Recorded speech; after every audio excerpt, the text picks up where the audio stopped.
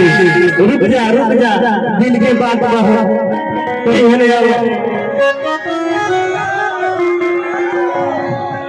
रजत भाई दिल के बात दिल से तनी सुन ले लगी आज की बुझी बात सही है भइला गंभीर बा आज बुझी बात सही है मिला गंभीर बा आ डाली जमीन लेकिन लइकवा कहल है वीरेंद्र भाई हो चिट्ठी से दुआ करिए दिल में सही कहिले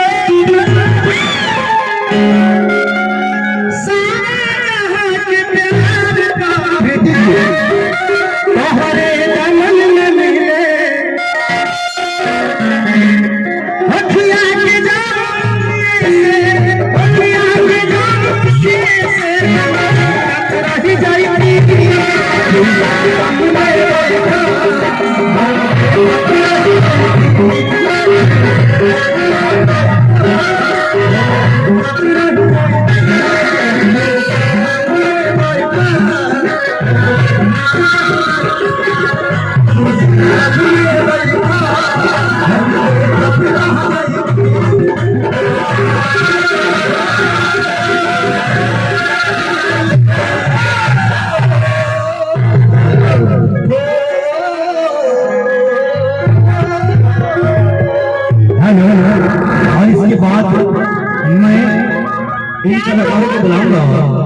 जी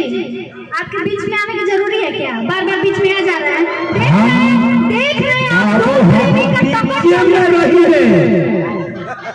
हम पीछे में नहीं सुनी ना कहो तनी देखो तनी तू को लवर लोग लड़त तनी लोग के लड़की ला तो लड़े देवे के चाहिए ना हे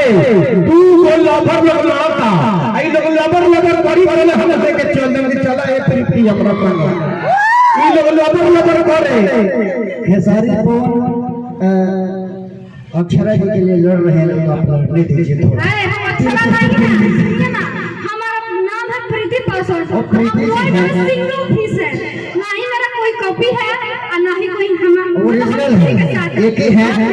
तो एक ही है और मेरा नाम है प्रीति पासवान ना ही हम टाइटल बदलते हैं हां टाइटल आप सबने दिए हो मेरे नेपाल वासी ने दिया है प्रीति शेरनी क्योंकि अभी तक अपने मेहनत से अपने दम से लड़ते आए हैं शेरनी आप नेपाल थैंक यू तो बोल रहे हैं कि आप तो मेरे 3 जीत लिए तो ये माला आपकी नहीं आप नहीं डाल आप नहीं ये मैं ही डाल दूंगा हो जाएगा फिर पिताजी मोए अभी समर जी से बात करो सबके अच्छा ये बताओ प्रीति तू डललू हो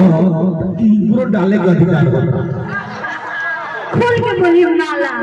ओकरे के वो डाल माला ताली के जोरदार ताली हमरा पता बा हाथ में दे दो हाथ पहले वो काम करी आ गाड़ी से